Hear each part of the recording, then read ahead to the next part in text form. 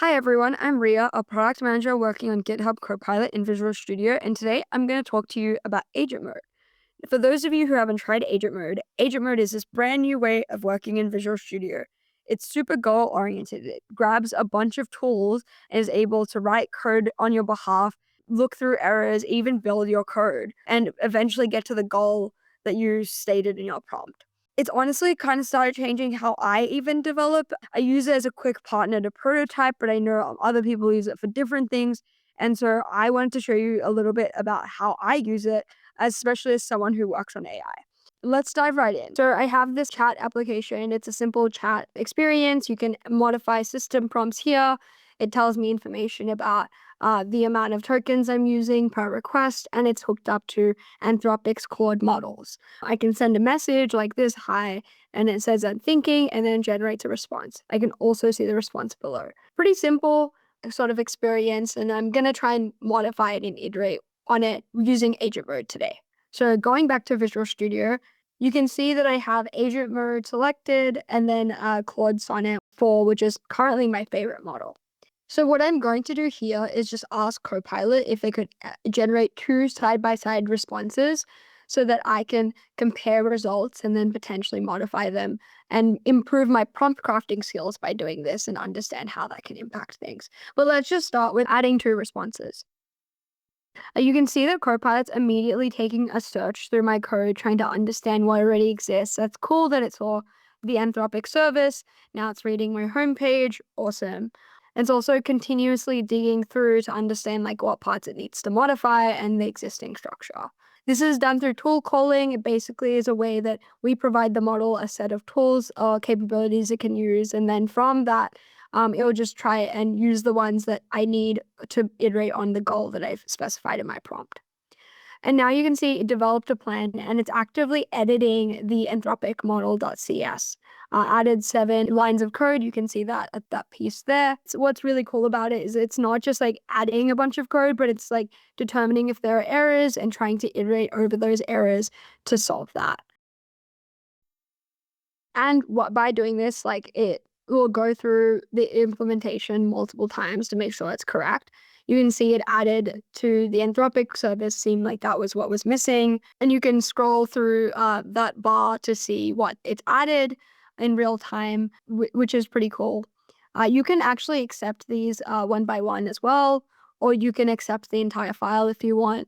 I just personally wait till the end to see all of the changes and then review it all together.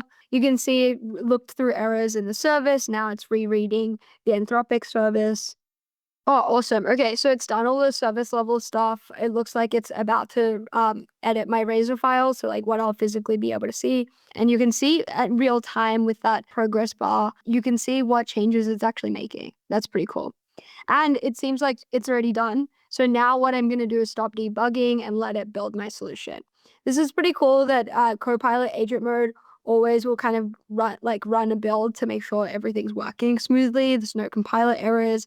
It looks like it's all worked out, and it's giving me a summary of all the changes, all the things that have been modified. That's really cool in terms of like if it did do something wrong, I could like copy and paste it inside and then clarify like the part that it misinterpreted.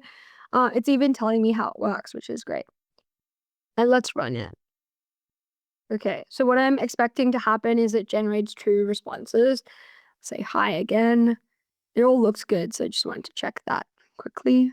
Okay, perfect. Well, it gave me two responses that I can take a look at. This is pretty cool. Oh, it's giving me the tokens. Everything looks like it's still working perfectly, so that's great. So the next thing I want to do is look through the responses and be able to pick the one that I prefer.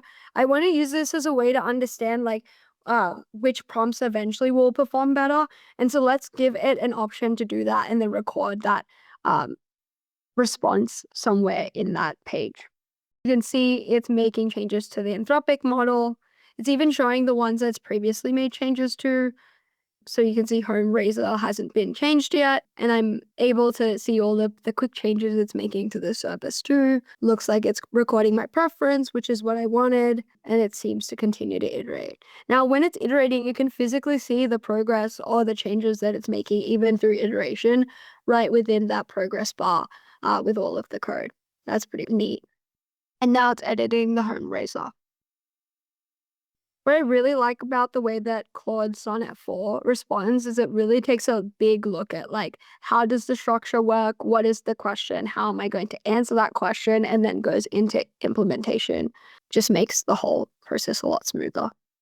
And it's even going step by step here to add preference statistics and then also add a code section for handling the logic of preferences. That's great. Awesome. It seems like it's done coding, trying to build my solution. Perfect. The solution built. Oh, okay. Seems like it thinks it's missing something. Let's see if it edits my home. Oh, no change, just me. Maybe it was just double checking. Awesome. It's telling me exactly what it's done. Oh, I even have a preferences section here. That's awesome.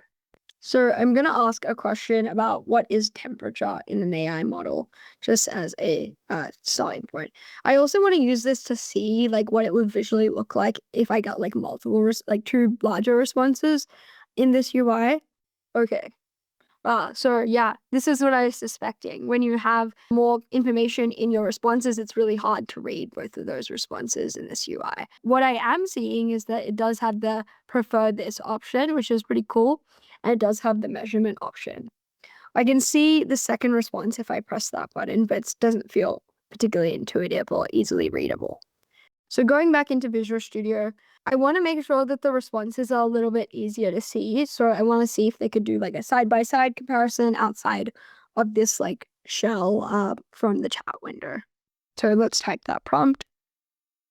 I'm going to use a screenshot here to actually show a mock-up of what I mean. So let's just add that. I'm going to go upload image, and I have this screenshot. And so you can see it's kind of side by side there. And I'm just going to specify the image. Again, reading my files. Awesome. So it looks like it's about to restructure the layout. It's editing the right file, which is great, and creating a new side-by-side layout. So it seems like it understood exactly what I wanted it to do. Let's see that in practice.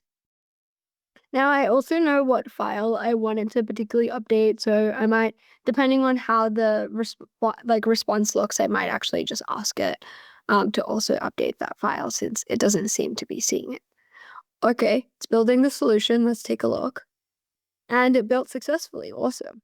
Looks like what I asked for has been added, so that's pretty cool. I think now we got to run it, see what it does. Okay, it's kind of changed the layout a little bit, but let's play around and see. Oh, okay. The configuration stuff has been added there. Oh, and I can see the two responses. I do think this is slightly better of a layout than what I'd envisioned in my response because it doesn't require as much scrolling. So let's actually run with this. The next piece of work that I want to do is actually change the system prompt for both responses so I can modify them and understand how that could impact the actual quality of the response and the type of response I get. So let's just ask it to do that. Okay, so now I'm going to try and edit the system prompts used for each of these responses so that I can get an understanding of what system prompt changes could actually impact the response and which one I prefer so that I can build the best prompts possible for my AI chatbot. Also, it's editing the Anthropic models.cs. Well, it's added temperature. It's even adding a couple other parameters. This is interesting. Awesome. Looks like it's allowing me to update the response configuration. So looks like I'll be able to modify that system prompt. Looks like it's making all the changes, it's modifying models, it's continuously iterating over service. I really like that it's actually told me what it was missing as well and adding that condition. And I can even see the particular prompt change, the change that it made in that iteration, which is pretty cool. Looks like it's changing the home razor. I always like to take a sneak peek. So I click that button. You can see all the things on the sidebar moving around. It's making a bunch of changes at the same time. What's really cool is we've actually enabled it to Copilot to be able to make multiple changes to your file at the same time. So it could be in multiple places doing that to improve speed of the responses that you're getting. Looks like it's made 135 changes and removed 2. Now I could take a look at that and review. And it seems like there's some section that they still need to support the new configuration editing, adding that. I really love that this is taking it chunk by chunk, so I understand how many changes it's making. Personally, I find it difficult when it's making all of them at one time. They can't see how it got to that place. Like if it was going in the wrong direction, I can clear out of it and then iterate through setting a new prompt. So it's good that it's giving me that transparency. Okay, it looks like it's done. It's going to build my solution. I'll stop debugging and let's try running it. Oh, I can see it added the configuration settings right here. Oh, that's pretty cool. I can change the temperature, even gave me some presets, and I can change the system prompt like I wanted for each of these. And then I also have a global system prompt, so that's pretty cool. I could change both of them to fit my needs. Now I'm going to try and send something out. It's even got those configuration settings still here, and it's got response A and B. I can even press prefer this, and it will tell me things like the temperature, the token, and how long it took to provide me that response. Thanks for tuning in. I hope you enjoyed this demo of how I like to use agent mode. I would love to hear from you on how you use it, how it's going, and any feedback you have on the product. We're continuously developing to make this better, and we really want to hear from you. So that's all I have. Check out the links down below to see how you get started. Thank you.